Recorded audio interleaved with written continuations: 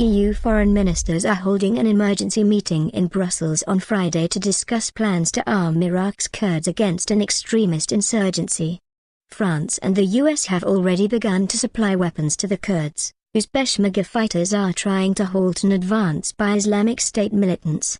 On Thursday, Iraqi Prime Minister Nouri Maliki resigned and conceded power to Haider al-Abadi, Iraq's deputy speaker. Over 1 million Iraqis remain displaced from their homes, the UN says.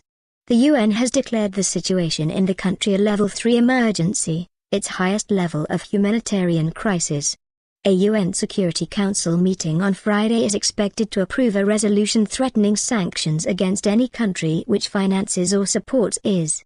People dying. The emergency EU meeting was called for by France, whose Foreign Minister Laurent Fabius criticized the EU for inaction on Iraq. When there are people dying, you have to come back from your holidays, he told EU Foreign Policy Chief Baroness Catherine Ashton in a letter earlier this week. About 20 ministers will discuss EU-wide approval to ship arms to the Kurds and the Iraqi army. Several EU countries, as well as the US, have made drops of aid in northern Iraq in the past week. The US has also engaged in limited airstrikes against his targets.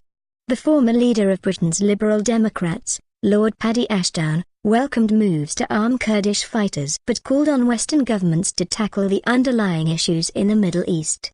Instead of having a series of plans for a series of humanitarian catastrophes, we need to have an integrated strategy for containing a widening war, he told the BBC. We will see a shape of the Middle East which is much more arbitrated by religious belief than by old imperial preferences, he warned.